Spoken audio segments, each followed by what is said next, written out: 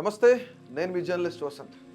ఈ ఏడాది భారీ వర్షాలు 124 ఏళ్ల తర్వాత ఇదే తొలిసారి మేలో అత్యంత వర్షపాతం నమోదైంది. 2025లో భారతదేశ వాతావరణం ఆశ్చర్యాలతో నిండి ఉంది. అసాధారణ వేసవి వర్షాలు, ఎండ వేడి మరియు రైతులకు ఆశాకిరణమైన ఋతుపవనాలు, ఇలా ఎన్నో ఆశ్చర్యాలతో ఈ ఏడాది నిండి ఉంది.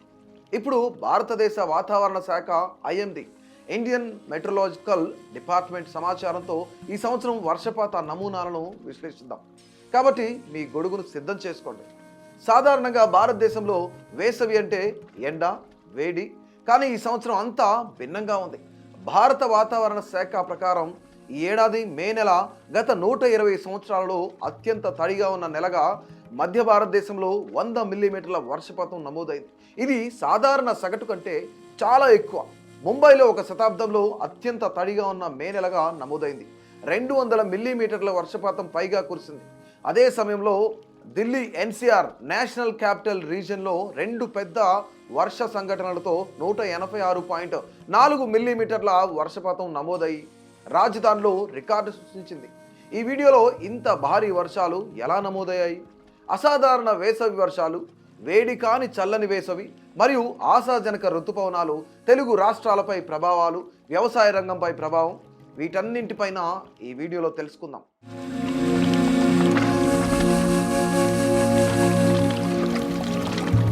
ముందుగా ఇంత వర్షపాతం ఎందుకు నమోదైంది?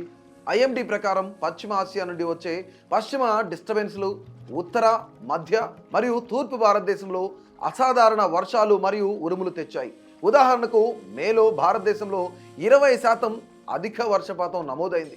దీనితో పశ్చిమ బెంగాల్, ఒడిశా, మధ్యప్రదేశ్లలో ఉష్ణోగ్రతలు సాధారణం కంటే 2 నుంచి 5 డిగ్రీల సెల్సియస్ తగ్గాయి.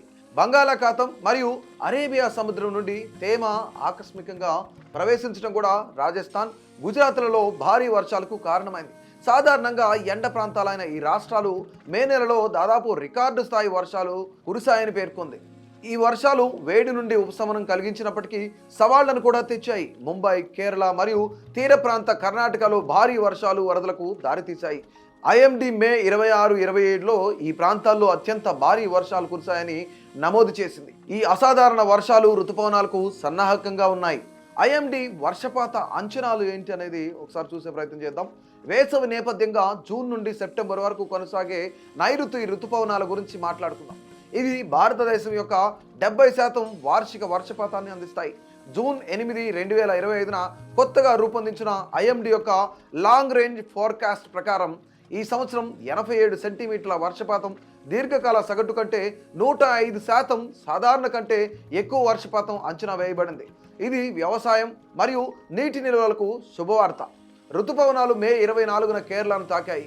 షెడ్యూల్ కంటే 8 రోజులు ముందుగా 2009 తర్వాత అత్యంత ముందస్తు ఈ ఏడాది ఆరంభమైంది. ఈ అధిక వర్షపాతానికి కారణం ఏమిటి? ఎల్ నినో లేకపోవడం మరియు న్యూట్రల్ ఇండియన్ ఓషన్ డైపోల్ వంటి న్యూట్రల్ క్లైమేట్ పరిస్థితులు ఋతుపవనాలను బలపరుస్తున్నాయి. హిమాలయాలు మరియు యురేషియాలో తక్కువ మంచు కవర్ కూడా ఋతుపవన గాలులను బలోపేతం చేస్తుంది, వర్షపాత అవకాశాలను పెంచుతుంది. అయితే ఐఎండీ హెచ్చరిస్తున్నది ఏంటి?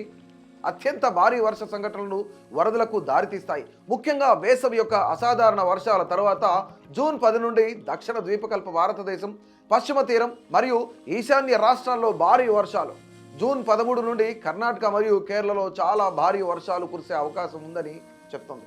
ఇదిలా ఉంటే ఇప్పుడు మన తెలుగు రాష్ట్రాల్లో వర్షపాతం ఎలా ఉందో తెలుసుకుందాం.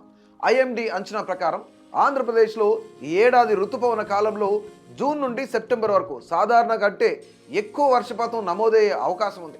ముఖ్యంగా ఉత్తర కోస్తాలో అధిక వర్షాలు కురుస్తాయని అంచనా వేస్తున్నారు. తెలంగాణలో కూడా 2025 ఋతుపవన కాలంలో సాధారణం కంటే అధిక వర్షపాతం నమోదయ్యే అవకాశం ఉందని వాతావరణ శాఖ తెలిపింది.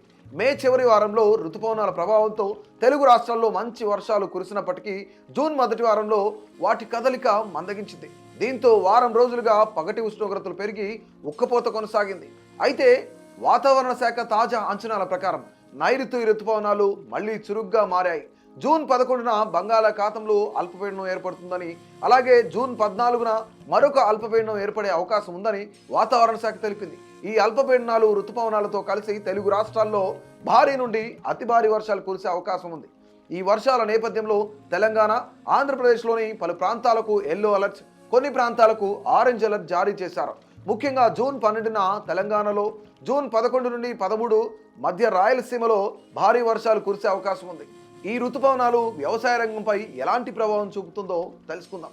సాధారణం కంటే ఎక్కువ వర్షపాతం వ్యవసాయ రంగానికి ఒక శుభవార్త. ఖరీఫ్ సాగు అంటే పత్తి, వరి, పప్పు ధాన్యాలు, నూనె గింజలకు ఇది చాలా ఉపయోగపడుతుంది. మంచి వర్షాలు జలాశయాలు, భూగర్భ జలమట్టాలను పెంచుతాయి. ఇది సాగుకు అవసరమైన నీటిని అందిస్తుంది. కానీ మే నెలలో ఋతుపవనాలు ముందుగా వచ్చాయని ఆశించి కొందరు రైతులు పత్తి విత్తనాలు నాటారు. అయితే జూన్ మొదటి వారంలో వర్షాలు మందగించడంతో అవి మాడిపోయే దశలో ఉన్నాయి. కాబట్టి రైతులు సమృద్ధిగా వర్షాలు కురిసాకే విత్తనాలు విత్తడం ప్రయోజనకరమని వ్యవసాయ నిపుణులు సూచిస్తున్నారు. అధిక వర్షపాతం వల్ల కొన్ని చోట్ల పంటలు తడిసి నష్టం జరిగే ప్రమాదం కూడా ఉంది. అలాగే నీటి నిల్వలు పెరిగి వ్యాధులు ప్రబలే అవకాశం ఉండటంతో రైతులు, ప్రజలు అప్రమత్తంగా ఉండాలి. సాధారణం కంటే ఎక్కువ వర్షపాతం భారతదేశంలోని 60 కోట్ల మంది రైతులకు వరంగా ఉంటుంది. వరి మరియు చెరుకు వంటి పంటలను పెంచుతోంది. ముందస్తు ఋతుపవనాలు మరియు వేసవి వర్షాలు నేల తేమను మెరుగుపరిచాయి. రైతులకు ఎక్కువ విత్తనాలు నాటే విశ్వాసాన్ని ఇచ్చాయి. కానీ ఇది సవాళ్లను కూడా తెచ్చిపెడుతుంది. అత్యంత భారీ వర్షాలు ముంబై, అస్సాం వంటి నగరాల్లో వరదల ప్రమాదాన్ని పెంచుతాయి. మే 2025లో ప్రారంభించిన ఐఎండీ యొక్క భారత్ ఫోర్కాస్ట్ సిస్టమ్ స్థానిక హెచ్చరికలను అందిస్తోంది. మరియు డాక్టర్ మృత్యుంజయ్ మహాపాత్ర యొక్క యునైటెడ్ నేషన్ ససకావా అవార్డు భారతదేశ యొక్క విపత్తు సన్నద్ధతను హైలైట్ చేస్తుంది. 2025లో భారతదేశ వాతావరణ కథ ఇది. సాధారణ వేసవి వర్షాలు, వేడి కాని చల్లని వేసవి మరియు ఆశాజనక ఋతుపవనాలు, తెలుగు రాష్ట్రాలపై ప్రభావాలు, వ్యవసాయ రంగంపై ప్రభావం ఈ వీడియోలో చర్చించాం. దీనిపై మీ అభిప్రాయాన్ని, మీ ప్రాంతంలో వాతావరణం ఎలా ఉందో కామెంట్లో చెప్పండి.